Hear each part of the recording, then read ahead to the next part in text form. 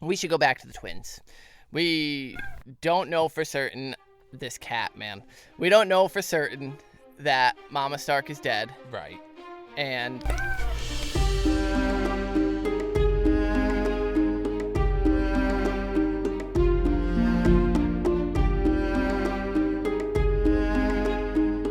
what up, and welcome to another episode of Brotherhood Without Manners, your favorite full spoiler reread podcast of George R.R. Martin's A Song of Ice and Fire series. I'm Nate. Joining me once again on this adventure, my brother and co-host, Zach. sup, bitches? Yeah, man. It's a whole new day. And a whole new recording. We tried this once. It didn't take. We won't go over why it didn't take. It just didn't fucking take. And Our equipment guy is shit. Our equipment guy is a piece of shit. I'm the equipment guy. We fired him. We got a new one. This is new. I'm fired? This is new, Nate. Oh, yeah, you were shit. fired for like 12 hours last night. I was so mad. It was a good episode that we laid down, and then we realized that we're sticklers for our audio quality. We sounded like we were in a can, so sorry. Yeah, we're not really sure why, but Nate figured that issue out and was able to not figured it out, but was able to correct the issue. We think we have a theory as to why it happened, but so hopefully this one sounds way better, because that was fucking awful. We debated releasing it with just like a little, preamble at the start of like, hey guys, audio is bad, but if you can suffer through it. And we were like, no, fuck that noise. Fuck that noise. Fuck that noise. So we're releasing it probably a day late, I would say. I think it's only a day. You'll probably be hearing this about 24 hours after you're supposed to be, but hey, anyway, that's the price you pay for quality, baby. We are full spoiler. We will discuss all of the current content as if it were in your head already. Deal with it. I don't remember what, but the episode that's fucked up, Nate spoiled like an unrelated game that... Right, Hades. Was it Hades? Yeah, it was Hades, because we were listing off different... Well, we were talking about games that were good. And then we were good. like, but we're not game podcasts, so we're not discussing that. And I was like, right, we're not going to spoil that Hades is the last final boss of Hades. And so... Was it just that? I thought it was a better spoiler. You gasped at me as if that was a big deal. It's literally in the name. That's why I thought it was fair game. I didn't think it mattered. And we're full spoiler, so... You shit, because you suck, so... Last episode, we were reading Johnny Boy at the Wall. That's Jon Snow for the educated folks. I don't want it, man, as you said last time. Right, he doesn't want the wall, but he got the wall. Showed it. Because he's the only one capable of leading the wall. Jon showed his leadership capabilities as Mance Rayder yet again was testing the defenses of Castle Black. They ain't good, but... They're stalwart. We lost Donald Noy down in the gate to the actual wall proper. And we also lost Mag the Mighty, so pour one out. 2 real ones went down. But Jon Snow made some pretty decent leadership calls, even down to just, knowing when to hold the arrows instead of firing into the wind. As well, a lot of insight onto corrections they should make on rebuilding when they're, for future battles. But he had a dreamy dream, which dreams have been very prevalent in this entire book. Lots of people are having dreams that are pretty prophetic, or at least can be symbolized to have meaning that's coming up in their... Or just aren't dreams at all. I dream the dream. What dream did you dream? I don't know. Ask Susan Boyle. She sang it. Sure. And that's the only reason I know that song. Les Miserables. I don't give a fuck about Les Mis. My God, culture yourself, child. Fuck's sake. The singing in that movie is pretty terrible. They hired a bunch of actors who actually don't really sing decently. I've watched enough YouTube clips. The singing isn't great. I can't get into this right now with you. This episode, we're reading Arya. Arya 12, to be precise. He is heated. Oh my goodness. Arya can feel the fury in the Hound. I can feel the fury in Nate. Les Mis is shit. The recording room was comfortable. That's what we're going It's going to increase in temperature. Oh, I'm riding this fucking sorrel palfrey all episode. So yes, the last episode with Arya was the Red Wedding. She was running in to help Mama Stark and Robb Stark, but she got a blow to the back of the head. You could be forgiven on a first read for thinking that she was killed, but we know better. She ain't dead. She ain't dead. You can't kill her. So Arya's going through it. Yeah, so this chapter, Arya 12, it starts with her kind of waking up, and a lot of this chapter is very non-linear. This chapter is her waking up with depression. Right. Which, like, it's us going Jesus through, Christ. I'd like to say probably a couple of weeks of how she's just living with depression and PTSD thrown in there. Living the dream. Coupled with the grief of losing all of her family all at once. Yeah. Yeah, So, it's pretty awful. She's way too young to be dealing with this intense severity of depression, but it very much so is just that. She doesn't want to wake up. She's got a hole inside her where her family used to be, is as she describes it. And her head also hurts, but it hurts less than it initially did, which also is a good indicator that, I mean, besides following other POVs to know that we're a bit out from the Red Wedding, Arya's head wound is a good sign that, yeah, we're a bit out from the Red Wedding. But she thinks the hole in her heart will never hurt any less. While her physical wounds may heal, this wound won't. Because also, she's assigning that Bran and Rickon are dead, and everybody. Sansa's probably Jon is the dead. only one left in her. Yeah, 100%. And Sansa's doing the exact same thing. Everybody thinks everybody's dead and everything's terrible, and they're kind of right to think that. So some days she doesn't want to wake at all. Same girl, same. She would just crawl back under the blanket and hide away from the world if she could, but the Hound doesn't let her. Right, because right now the only way to currently fill the hole is when she's dreaming and gets to run with her pack, where she's feeling full of family that she can't get when she's awake. Yeah, she's dreaming of wolves most every night now, which I think is also just a way for her to deal with the grief. Not only, like, depression, sleep it away, but leaning into the fact that when she's with the wolves, she's strong, she's fast, she's fierce. I'm strong. I'm fast. I'm bold, I'm beautiful. I'm powerful. Yeah. She's the head of this very large pack of wolves, and she is the biggest, the fiercest, the fastest, so she is the leader of the pack. Leader of the pack. Jeez, we're just going down a whole fucking avenue of songs here. And she's killing it, but that's at night, because, days suck. That's how it is when you're depressed. You want to be not conscience. Conscience. Wow. You don't want to be conscience Not either. if you're going in to be a faceless man. No conscience No there. conscience needed. She could fight. She was always full, and she always had her brothers and sisters with her, and they would never leave her. Oof. Yeah, so this specifically we know is going to be told to Bran that this is not a good thing to be doing. Where she's getting full, yes, every night when she sleeps. Her wolf is getting full. She is not getting any sustenance. She is still a depressed carcass that is just making her way through the... Tell me, if you've lived through depression or going through it, do you not feel like a husk carcass? Just fucking 9. I'm not saying... It doesn't mean that she's immune to depression and feeling like call a her carcass. a carcass, and I'm going to be okay with it. She feels that way. I don't want her to feel that way. Jesus. We love Arya. But content warning. She's not getting any food, any water. Yeah. It's the Blood wolves Raven that will are be doing. telling Bran that, like, yeah, or Jojen tells Bran, like, you little grandfather. Before he's paced, he talks about pace being. You can't sustain yourself off of what your wolf is doing. It doesn't work like that. Your body still needs to eat. You still need to move and run and socialize, and that's what Arya is not doing. And so it says, I like the phrasing here Martin uses, if her nights were with the wolves, her days belong to the dog. The dog, that old dirty dog, Sandor. We love Sandor. Sandor is also depressed as fuck, lost a little bit, wandering. Not all who wander are lost, but these two fucking are. And they have 2 horses now. He's, by the way, he's also the one who forces her awake. A little bit of that rough love.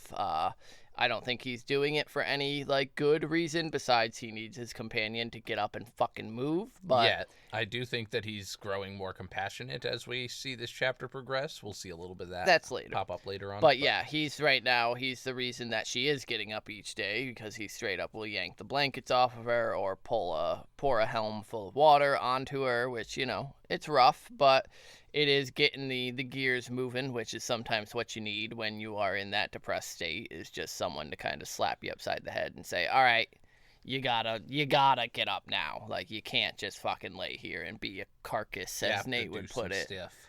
And Gotta do so some stiff. they have 2 horses now, Stranger and a palfrey mare that Arya had named Craven because Sandor had said that it likely fled from the twins. Yeah, so she names it Craven. Clearly, this is her externalization. We're going to get a lot of... Craven is her. This horse is her. She's going to reference it that way. She's equating it to herself, She ran from, quote-unquote, the twins, so she's a coward. She isn't helping to... It's a good enough horse, but Arya couldn't love a coward, so there's no self-love. There's no self-love here, baby. She's saying nobody could love her. She'll give more of that later. Right, she's unlovable. It harkens back to when she was asking if her mother would even want her anymore at this point. Arya is...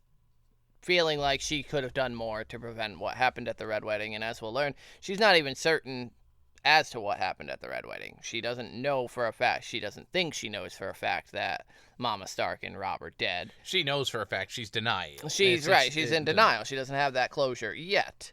But it's better than riding double with the Hound, and she thinks that Craven could potentially outrun Stranger, so there's that. And we learn that the Hound hasn't been watching her as closely anymore. He's not wrapping her up, bundling her up before they go to sleep, and so she thinks, maybe one night I'll kill him, but she doesn't do that. Yeah, and this again is that externalization with the horse, where she's saying that the younger horse is more spry and could most likely outrun Stranger. She's saying that she's confident she could escape him now that he's not watching. If it came to a fucking foot race, the mount, he's not his brother, but to her, he's a fucking mountain. Right. Isn't going to be running her down. So, yeah, and I like that she's half-assing her mantras, which this is the list as far as it's carried on at this point been boiled into the down. depression. Yeah. I'll kill him. He's top of my list if I get to the list. I mean, but it's also like, where do? Like, if I don't have the Hound, where the fuck am I going? Right. And so they're both kind of linking their ships together in the night because they're both their trauma wandering. together. But it's also a little bit of that depression thing of, like, you lose interest in your hobbies. So, like, killing people on her list just doesn't really hold the same appeal right now because she's not feeling it. But she's wondering where the fuck she could go. She thinks maybe back to Acorn Hall, Lady Smallwood, if she could even find it. It's a big old world. Right. And she's been wandering these Riverlands for a fucking 3 books now, so... Right, she's been trying to get to the Riverlands 6 fucking times. Well, she's been in the River Run, yeah. Yeah, and if not Acorn Hall, maybe she could track down the Brotherhood and join up with them in Gendry. Hot Pie at Sharna's, if it's still standing, if the floods haven't washed it away. She thinks, of the Brotherhood and Lord Beric, and maybe Angai could teach her the bow, and her and Gendry could ride and be outlaws together, and then she's like, no, that's dumb Sansa stuff. Dumb Sansa songs. Right.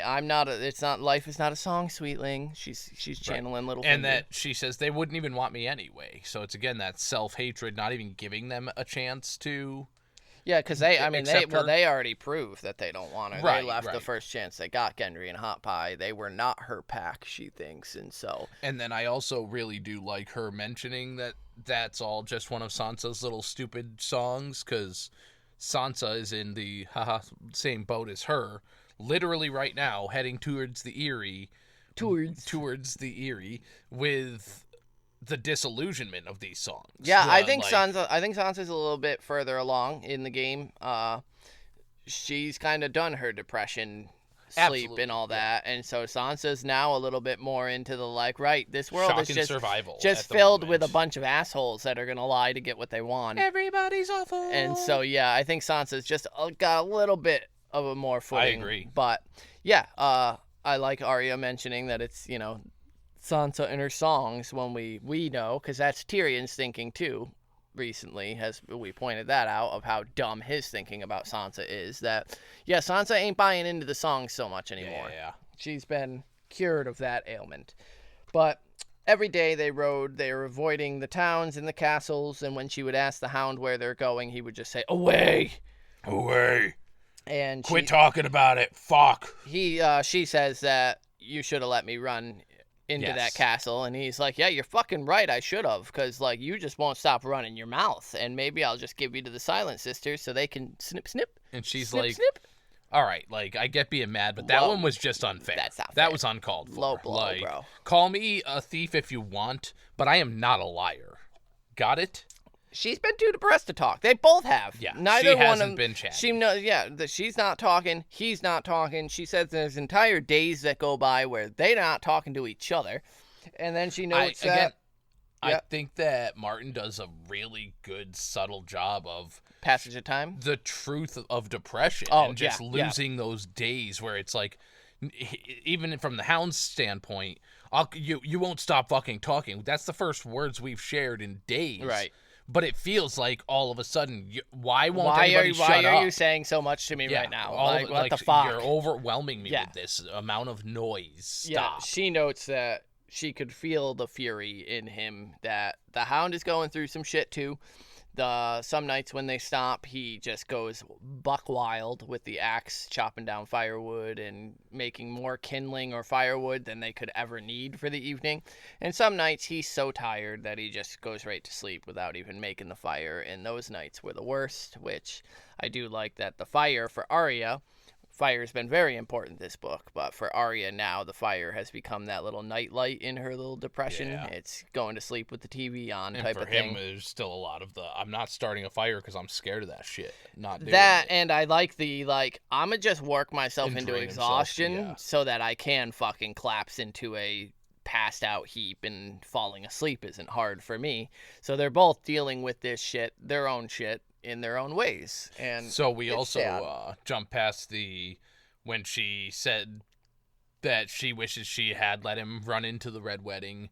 He asks her, he says you'd be dead, but then he tells her to sing a song like her sister right, did. Yeah. And you should be thanking me. Right. And so she goes, oh yeah, well, did you hit her with a fucking axe too? And he's like, I hit you with the flat of an axe. Get over it. And I really like that. I think that this specific moment is where you can see some of the inspiration that Rory McCain, the actor for the Sandor, got for those very dry humored moments. And it's that, you hit me with an axe, I only hit you with the blunt right end. Yeah, the Hound is fine. A very literal character in a lot of ways, and that's what I appreciate about you, Miss Katie, is he is quite literal, even down to his definition of a knight, which is why he has so much hatred for the Brotherhood and for his own brother. Sandor is a pretty literal character, and so when Arya's like, yeah, you hit me with an axe, he of course is going to clarify, and he does. He's like, if I hit you with the axe, there'd still be chunks of your brain floating down the Green Fork. Hi, Mama Stark. Right. But I hit you with the flat. I hit you to knock you the fuck out because you were about to make one of the dumbest decisions of your life. If I wanted you dead, you'd have been dead. Which, again, we'll get into it in a bit, but that harkens back to kind of, I think, some of Arya's anger of taking the choice away from her, of removing her agency in that moment, as she would have happily died there with her family instead of continuing on, but he made the decision to save her. But they see other people occasionally on their travels, but Arya has no desire to speak to them, as it's like they are in a strange, distant land to her, which I do like that she's kind of become this ghost. It's as if she did die at the Red Wedding, and as we know, a lot of people do in the world already think she's dead. That's what's so not funny, but funny in terms of the story, that how many people have probably spotted Arya? She is clearly never going to be expected to be alive because she died in King's Landing. If she didn't die in King's Landing, she died on her escape from King's Landing. Right, she died right outside the wall. She died outside the wall. If she didn't die there, then she died at Heron. Any of the places that she may have been rumored where to have been. Where she should have died. There's no way a child made it out of there alive. And so she's just almost confirmed dead 40 different ways. Yeah. And so, absolutely. And that's why it's so fun. It's great that she has, one of the major run-ins is in POVs that we see Lord Beric through, because he's got that same reputation of, this motherfucker died through a lance through the heart. Well, no, he was hanged over here. Well, no, he was split in two with a fucking great axe. That's kind of Arya's reputation of, yeah, no, she was killed in King's Landing, right? Well, no. People said that they saw, a girl matching her description at Harrenhal. No? Well, then she died there because that was fucking the brave companions. Right, they killed everybody. Right, so she's got this similar, and as you said, she's become this little ghost, and there is this... she's there but not seen. And so I think it's neat that, like, there probably are hundreds of people that have seen Arya Stark. Yeah. They just have no fucking little boy, knowledge of little it. farmer's son, little smith's son. Yeah, so they also see large troops of horsemen, Freys, as Sandor explains. They're hunting down the Northerners. Well, yeah. Of Gotta course. finish the job. Yep. Finish that shit. And so he demands that it's time we keep our heads down. We don't need to be drawing any... Which is just, another reason to not engage with anyone. Again, like, even if they did run into them, they would believe any story that she's just some farmer's boy, but he's going to be more recognized than Hound her. is, yeah. And anybody with him doesn't matter. If they want him dead, they want you dead too, or they're going to take you in. Right, worse, because Arya is right. a female, right. They also encounter another survivor of the twins, one of Sir Piper's men. Sir Piper! His left shoulder is mangled from a mace blow, which he attributes to a Bolton man who did the deed. He says that they had drank and toasted to each other's lord, to Edmure and Roslyn, to the King of the North together. We were homies. And then he killed me. And Arya notes that just by the feverish look in his eye that indeed Bolton did kill this man, because he ain't got long. I also want to point out here, I don't think I mentioned it the last time we tried recording this episode because it didn't occur to me until right now. George is very specific here, showing that it wasn't just Freys. That, I mean, I get that they're not under the roof, but that shared salt and bread and wine and then stabbed the man in the back. First, let's set him at ease by, share my bread with me. Now I'm killing you. And this was a Bolton. I mean, even with Frey. with the Freys riding out looking, he says they're hunting Northmen. Like, that's, I mean, any Northman that's not Bolton, any Northman that was of the Starks, like, right. they're not out hunting Starks. Right. They're out hunting Northmen that were fucking decent, normal people. And that's what this guy is. He's just a small folk. Like, he's not Sir Piper. Like, he's Sir Piper's man. He's just a guy in his fucking retinue. His dad probably owns the butcher shop in a little village. When I say butcher shop, they have the biggest farm that has 3 pigs instead of just one. Yeah, this is another case of the small folk who is suffering for the Game of Thrones that the High Lords are playing. Like, this guy had no involvement in Robb marrying Jane Westerling. Nothing to do with that. And yet here he is sitting with a mangled fucking shoulder because he was at the Red Wedding. And then we get, if I may be so bold, one of the most knightly acts in the whole fucking book series thus far. A man that's not affiliated to Mark Piper, to Bolton, to Stark, to anyone, asks if he can do anything for this little guy that's dying. And he's like, some wine would be real fucking cool. And the Hound tells him, if I had wine, I'd have drank it already. So you missed your shot there. But I can give you water and the gift of mercy, which are 2 very important things for Arya here coming up, as when she gets to the House of Black and White, there's a whole little pool of water that is used to deliver the act of mercy. That's her name. Like that was a released chapter. Yeah. And mercy. There's, the big theory that she'll be delivering mercy to her mother. And so Mark Piper's man is like, yes, yeah, both please. Yep. I'll take one of those each. So Arya takes the Hound's helm to a nearby pond and fills it with water, which I do like that this helmet, this instrument that is kind of pegged as the symbol of destruction that the Hound will come to represent, especially here in coming books. I like that because the way you described it last time, when she comes back with the water running through the eyes and spilling out of it up the side, it's crying. It's the dog crying, and it's almost the Hound himself crying, and that's the only way it can be represented. The Hound cannot cry for this man. Right, and so this is the Hound crying, and almost that, because we know that this helmet's going to be repossessed. Yep. And so it's that almost the dog crying for the reputation that it's going to be earning moving forward. It's crying for Sandor, it's crying for Arya, it's crying for Piper's man here, it's crying for the world, the state of the world that we're in right now, where, the war is over, but now comes the feast for crows. That's what we're getting into here. That's what we're settling into.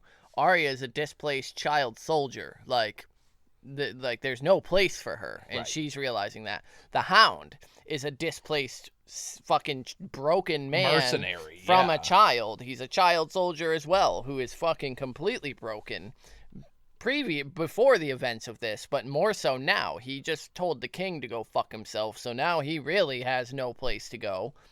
And we'll learn at the end of this That king's chapter. dead. We'll learn at the end of this chapter he has no place that's going to accept him that he thinks he can find yet. And then we have Piper's man here, who there's no hope for him. Right. As we see, he gets his water. They do provide him with that, and then the Mercy, the Hound, he leans in, puts a knife to the guy's heart, and slowly, almost tenderly, drives it into him. Right. The Hound's not trying to cause the man any more undue pain.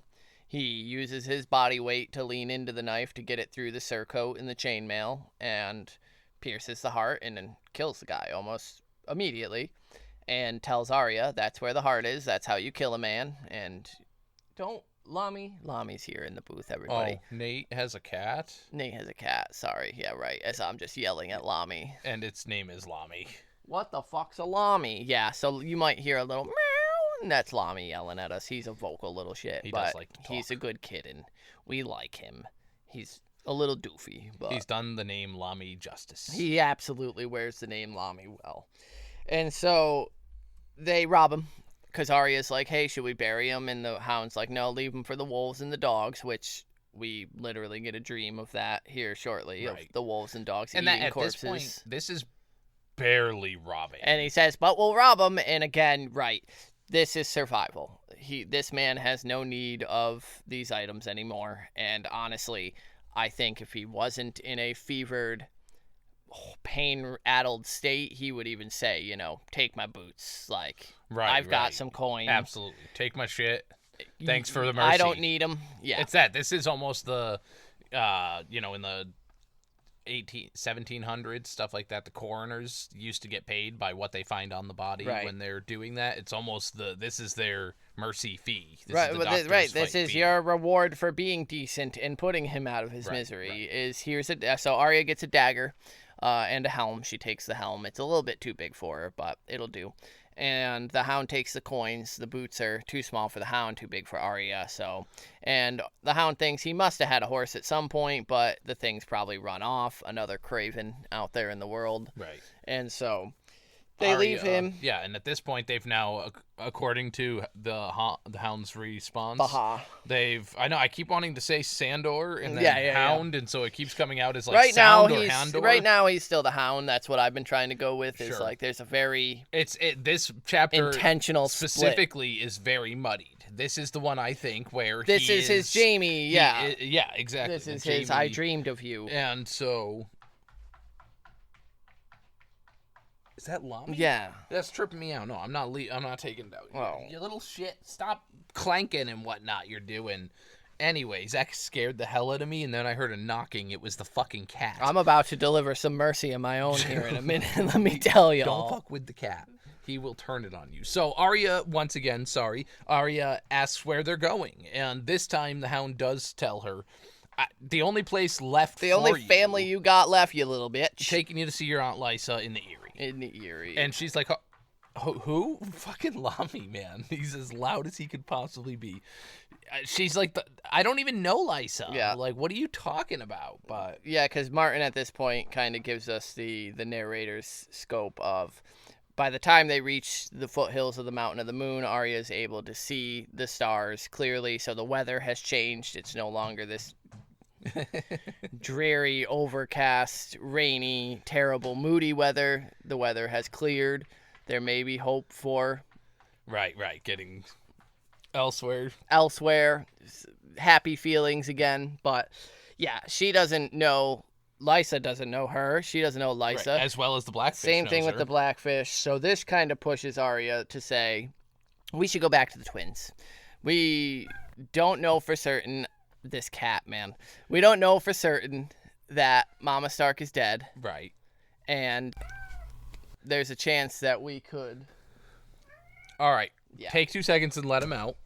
there's a chance that we could go back and save our mom. My mom. It's not our mom. It's not the Hound's mom. Zach is letting the cat out of this room right now. Hopefully he will get out. No, I'm not. He panicked, fucking ran under the bed. Awesome. So we'll let him just sit there and meow, and the fans can have a ball with this. But yes, so she wants to go back to the twins, and the Hound ain't having any of it. Yeah, he goes, I'll grant you Mama Stark may be alive. He calls her Mama Stark now, too. That's just canon. Mama Stark may be alive in his dungeon for ransom, but Robb is definitely dead. And even if Mama Stark is alive in the dungeon, I'm one man, and there ain't no chance I'm rescuing her from Frey's dungeon. Right, it's straight impossible. And Arya's like, you're not just one man, it's you and me, bro. You ride or die. You and me against the world, homie. And this is both an unaliving attempt by her without realizing it, like in the form of a rescue mission. Yeah. But it's also the I didn't do enough. And then she lashes out at him and says it's not because it's impossible. You're just a little bitch. You're a bitch. And you're too scared to go. You're afraid to die. I'm not scared of dying. Like, that's no big deal. I think similar to her, he would welcome it at this point. Right. It's fire. That's what I'm scared of. Yeah. Not the death thing, so... And also, like... Come at me correct. What a stupid way to die. To, like, in Walder Frey's fucking, like, no thanks. Like, of all the ways I'm gonna go, like, I'd rather throw myself into the Green Fork and fucking drown that way than fucking die at Walder Frey's command. Right. And so to end the conversation, he tells her, once again, he's gonna save the Silent Sisters the trouble and take her fucking tongue if she doesn't shut up. Shh, Arya. Come on, baby. And instead, I do like the Silent Sister stuff. Lots of silence. You're on silence. Sure. Taking your overbearing Euron everywhere stuff. I was thinking of it as I was mentioning it the last time we recorded, that it's very Arya knowing how to keep her mouth quiet when she's going into the house in black and white. But sure, if you want Euron everywhere, Euron literally takes the tongues of everyone on his ship, the Silence, so there's, some parallels there. There's also parallels to Varys and his little birds who are tongueless. There's lots of people. Secrets. Keep it secret. Keep it safe. Yeah, another thing that's terrible. Les Mis, Lord of the Rings, just chuck it on the fuck it bucket. My word. So that night, she goes to sleep thinking of her mother. So much so that she can picture her face, and so much so that she can almost smell her. And then she can smell her. Quite literally, like, this bitch stinks. Because she's been dead for 3 days, and Arya's now Nymeria, and she's skin-changing without knowing she's skin-changing, and she's got her scent. Which is fun. Is this Nymeria scenting Cat? Is this a carryover from, like, Nymeria growing up alongside Cat and, like, Cat just being at the castle? Or is it Arya so strongly having that memory sense of the smell of her mother and, like, whatever perfume Cat may have, dabbled behind her ears, that then translates as soon as she skin changes? Yeah, it's hard to say with this because is she passing on her thoughts and feelings about what she wants and where she wants to go to Nymeria when she's slipping? Or is this she's just got those emotions that she's sending her way and Nymeria is just, I need to do this stuff? Is it a Nymeria just consciously agrees that she's supposed to be doing this? Yeah. Because then, as we're going through this, she's with her pack. The pack's eating all the corpses along the banks. Gross. She wades into the water and chomps down onto the arm of one Lady Stoneheart. Yeah, she picks Catelyn out. Very specifically. And it's like, you're the one I'm here for. And so there is definitely the recognition, whether it's because Arya is there confirming it for Nymeria, or if it's because Nymeria just remembers Catelyn. Right. I think it could be either way. Right. I don't think it's necessarily a different thing one way or the other. They're both kind of interconnected and like you said with the Hound and the Hound's helm, then that being muddied between Sandor and the helm. Right now it's super muddied between where does Arya start and Nymeria begin type of thing. And we've seen from Bran's point of view chapters how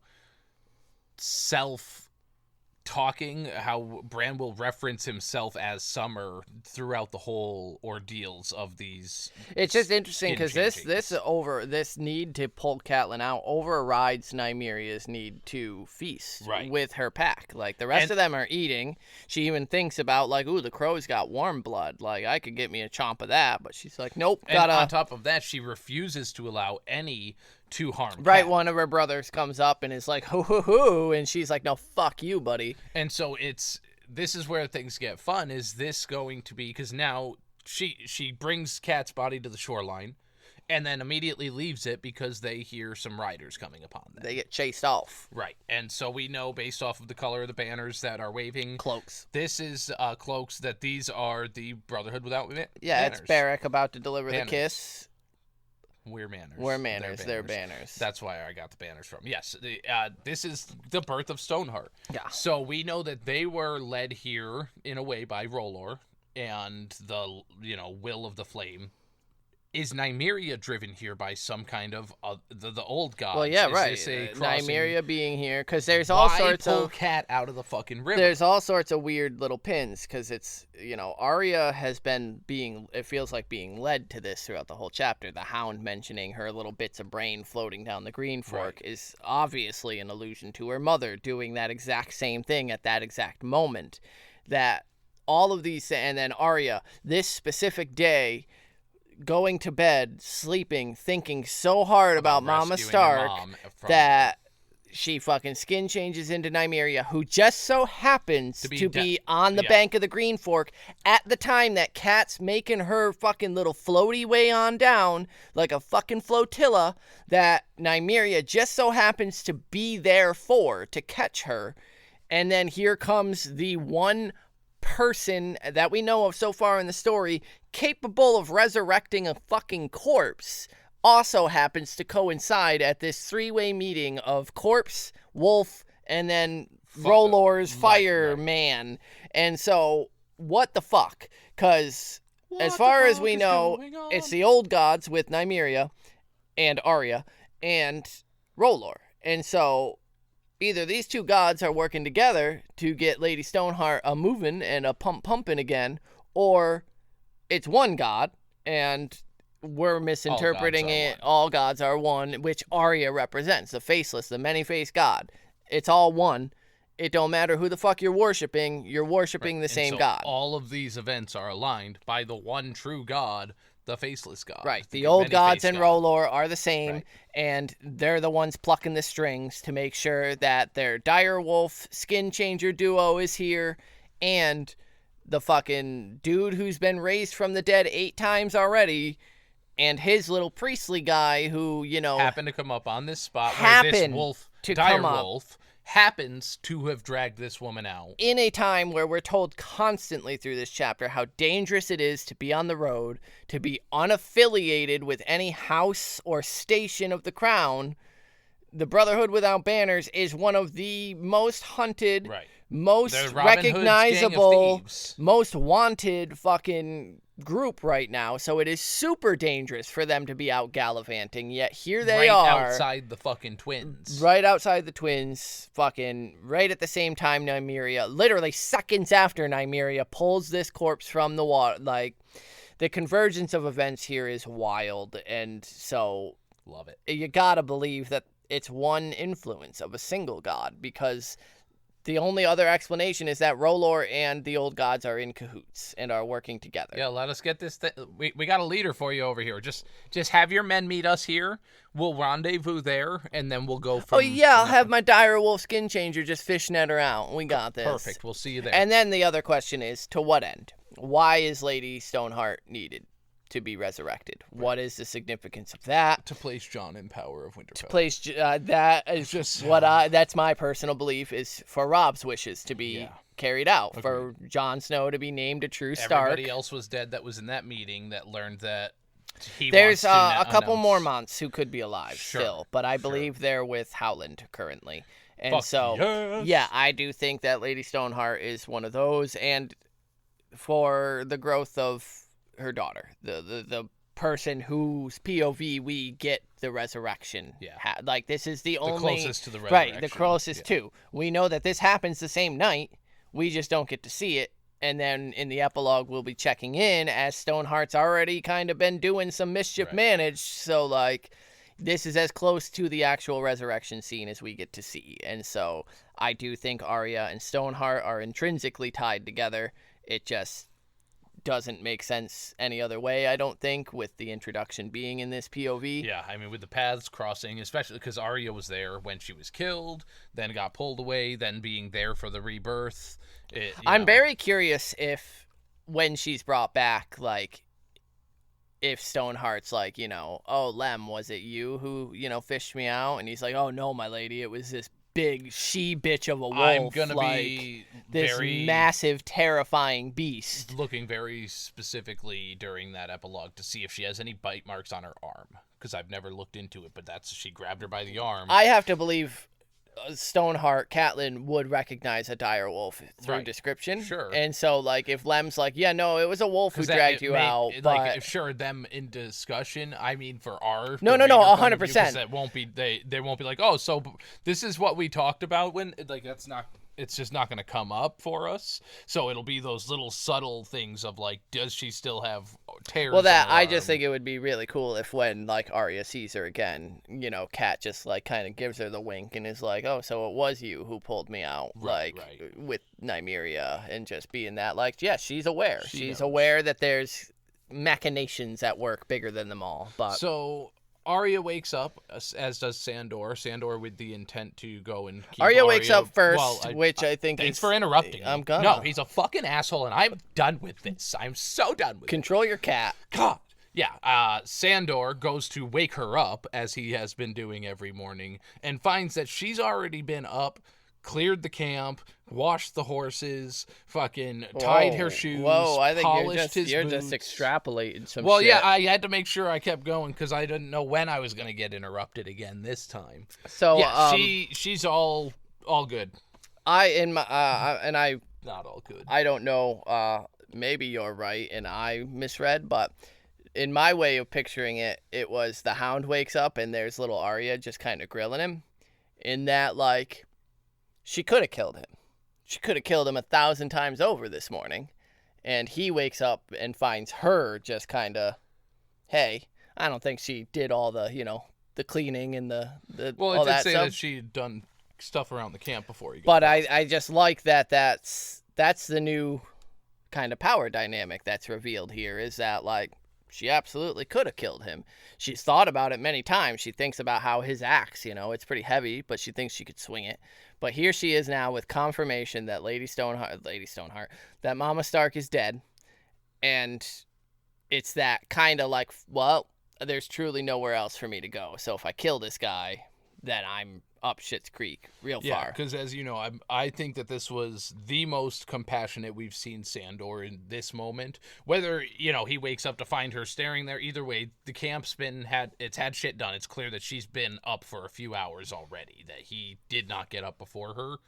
And he goes, listen, about that thing with your mom. And she's like, don't worry about that. That's not a fucking thing. I know she's dead. We're going. Let's go. Yeah. And he didn't get the chance to continue, but he was about to try to, and I think a lot of it may have to do with that dynamic shift that you mentioned. I don't think to him that it's this power shift of she's now up her on own game. Power. Sure, internal, yes. Because to me, it's him going, she could have killed me a lot of times. Right.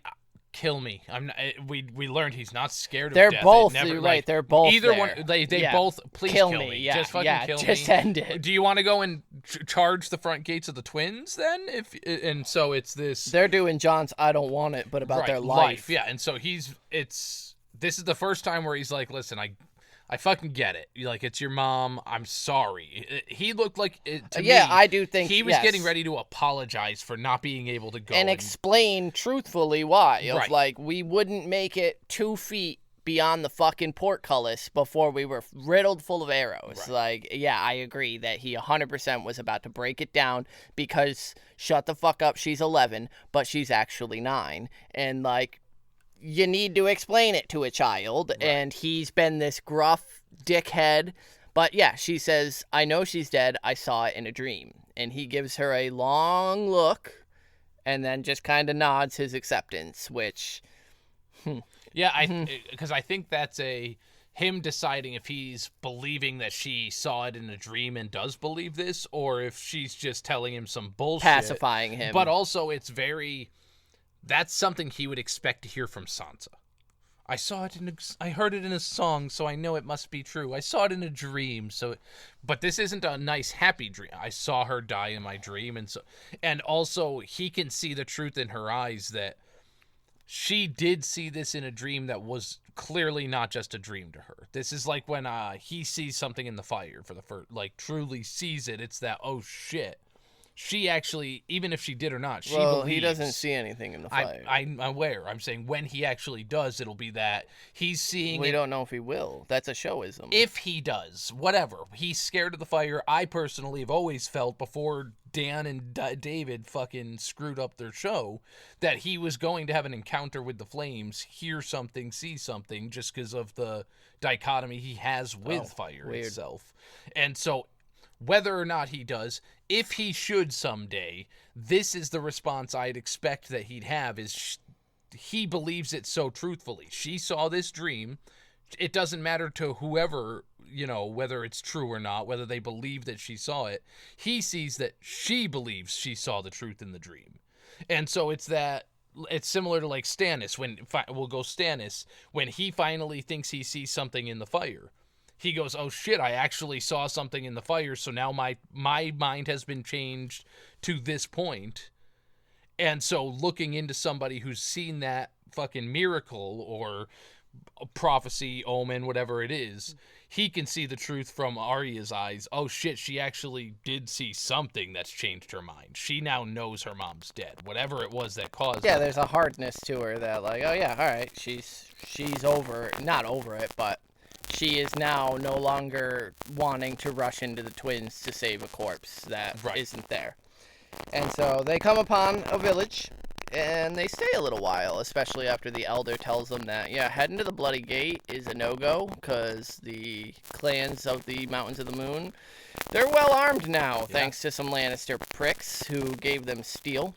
They are much more aggressive with their taking of what they want and their pillaging. On top of armed, and while I know that they don't really follow directions well, I think did that cat just open and close the door? I don't know. He doesn't have thumbs, so I don't know how he did that. Weird, because he must have come back in now that the door's been opened. I can carry on with my thought here.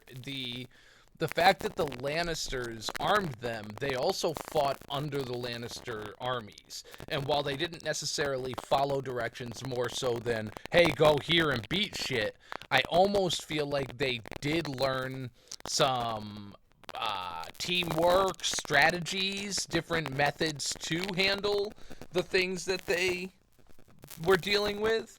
They were able to, see the way a vanguard led a battle. They were able to see the way that these side flanked this side, so they learned tactics. So not only are they just armed better, they're also more strategic in their methods that they're doing, coupled with their guerrilla warfare that they've always utilized. Yeah, I also think it's if you give a mouse a cookie, he's gonna want a glass of milk. Yeah, they want more. And then that's just going to grow and grow and grow, and so they're going to get bolder and bolder and bolder. So they decide to stay. Yes. This little village is building a wall around their village, and the Hound is a big old rough, brawny guy, so they're like, hey, we'll give you some coin, we'll give you some wine, or he demands wine, they give him ale. And the Hound stays, does some work. Arya gets a little buddy. A shadow that she fucking hates, and she hates this village because she thinks they're all cowards because none of them can look the Hound in the eye, which she perceives as weakness. She's, a 9-year-old girl and can fucking look at him in the eye and isn't afraid of him, but none of these cowards can. The little girl following her is naive, and poor Arya is so PTSD shook up that she views it as, pathetic and annoying, And so she ends up shredding the little girl's soldier doll and pulls out the stuffing. And it's horribly sad because it's Arya if Lyanna was alive. Like, she would have been following her badass Big On. Oh, yeah. And, like, just wanting to hang out with her. And Sansa has the same stuff. thought about Marjorie's little retinue. Of, Right. like, look at these ditzy little bitches. Like, they have no idea the way the world actually works. And so it's tragic because Arya is still a kid. She's still a child, but she's viewing this child with such scorn because she's still innocent. Right. And Arya is not anymore. And so Sandor mentions to Arya that, you know, with the weather the way it is, trying to get through the mountains with the clans, maybe we should settle down here. And she's like, yo, no, fuck that. Yeah. I don't want to do that. Especially when the elder is like, yeah, no, there's no place for you here when the work is done. And the Hound's like, well, you know, you may want a guy like me. And he's like, yeah, no, dogs like you tend to bring problems. And the Hound's like, oh, so you do know who I am. And he's like, yeah, you're pretty recognizable. And so the Hound's like, all right, fuck you, give me my coin. The Hound has been wearing a little bit of blush the whole time he was here, and he really hoped that that would be enough to detract them from realizing it was him. So they pay him, they even give him a sword, and they send them off on their way, so they are back to wandering. And the Hound says that they'll make for River Run, and Arya's like, I am so fucking sick of making for River Run. I've been doing it for 3 books. Can we go somewhere else? I do like that they didn't just give him a sword, they traded him his axe. Right, for a the sword. axe, yeah. And he was last seen using the axe at the Red Wedding, where he also had his helmet, and was probably recognized as the Hound wielding this big axe. I mean, as far as we know, the last person to use the axe on was Arya. And so just that, if somebody had seen that helmet carrying that axe, if he loses the helmet, now he doesn't have that last weapon that the Hound was potentially seen with in a group. And hopefully his last act of violence against a child. Right, true. And so, yeah, Arya's sick to death of heading for River Run. There's nothing for her there. Blackfish doesn't know her from fucking anybody, and she doesn't know him. And so she suggests one of the best ideas that could have been offered. Let's go to the wall. My brother Jon Snow is there, and he's cool, and he'll muss my hair and call me little sister. And the Hound's like, ha, that's thousands of leagues away. Yeah, as great as an idea as it is, unfortunately, Sandor has 100 just as good reasons why that's an almost impossible task. They would probably die. Yeah, on top of having to cross the Riverlands just to get to the neck and pass through the neck, then they enter the Northlands, which on top of having a Bolton incursion, also have the Greyjoys in every other castle up there. Those damn going Ironborn. nuts. As well as the fact that, like you started out saying, it's like fucking thousands of miles away. And the unknown factor that the wall is currently under siege. Right. Stannis is heading up there. And there's these things called others that are on their way down. And so the wall is like literally one of the worst places in the world that you could try to head. But they don't know that, of course. But Arya is upset by this. Sandor says that he could give a shit less about her or her brother. He has a brother himself, which is the fun kind of last-minute reveal of the chapter that he has been stewing on some of his own anger. That's been some of the stuff that clearly he's been thinking about the last 2 weeks or whatever. 2 weeks is where I would put it. It seems to be around 2 weeks since, like, Mama Stark's death. Yeah. Mama Stark was pulled out of the river, not her death. And so he's He's thinking about how his life is so fucked. I mean, especially right there. He just got turned away from this village, settling down, because he was recognized due to the fire damage on his face that was caused by his cunt of a big brother. Right. If he was just a big guy, they'd have been like, shit, big old strong guy to help us keep building we don't fence. know who you are. Your past doesn't matter as long as you're willing. As long as you're willing to fight for us, protect us, and haul the heavy logs that we don't want to, you're cool. But because your face is burned, we all know you're the Hound. We all know you were Joffrey's dog. We all know there will be men who want to come and kill you. The Mountain himself might come tracking you down. The Lannisters, are gonna want you fucking dealt with. Justice for your bullshit. And so that's gonna stir up shit in our little town. And so yeah, he absolutely is blaming his brother for the fact that they couldn't have a nice, quiet little life there. And I do think he is including Arya in that. Of absolutely. Like, we will settle down here. We will play the father-daughter part. Like, yeah, we may not like each other all that much, but we're both good enough to pull this off. We've been able to coexist all this time on the road, and like, you do listen to me when it matters. And again, very much so is mirroring the Arya and the Hound and the Peter and Sansa. The Baelish and Sansa. Yeah, it's yeah. Mother-daughter, father-daughter. But this one is weirdly the more ideal. Right, this one is more... He doesn't want to fuck you. Heartfelt and genuine. Right, if he had the choice, he'd have the fucking pair of them and be taking care of the sisters. He wants to protect you. Right. There is a bit of fatherly protection over Arya that he has. Which is just odd that this is what replaced Ned. At the moment is... I mean, and it's in the trajectory of this. It's what Arya needs. She needs this sort of gruff love that the Hound does seem to have for her, where it's the best person to protect her right now in this aftermath of the war, because the world is so terrible right now, where men are just fucking picking what they can and leaving the rest as scraps. And so Arya, I don't think, would have made it with anybody else. Agreed. Because every other group is going to try to ransom her, and she is going to end up with some fucking bent back, spineless fucking aunt or uncle who is going to give and ransom and probably bend the knee to the Lannisters, and then Arya ends up dead because she's a Stark and all sorts of nastiness. And so... Yeah, and so all this here for the Hound is... also alluding to his future in feasts as a gravedigger, potentially. Digging up them graves. Well, yeah, it's interesting that he refused to bury Piper's man. Yeah. And that will be sort of his recompense. So we come to the end of this chapter, which leaves us with one more for Arya. Just the one. The last where Arya she'll be chapter. shoving off from this continent. See ya. Peace out, Wester bitch. Hate this place. Then we lose sight of her for quite some time. I hate this place. No, she's in Feast, I think, right? No? I don't know. Isn't she in Feast? It's been a long day. I think Don't she's ask in me Feast. questions that I'm supposed to know the answer to. This guy. That's why he thinks Les Mis is so good. Jeez. Anyway, yes, that is... We have one more Arya chapter. We are coming to the end of A Storm of Swords, but we're not quite there yet. Right. Next chapter, we will be joining Tyrion 9.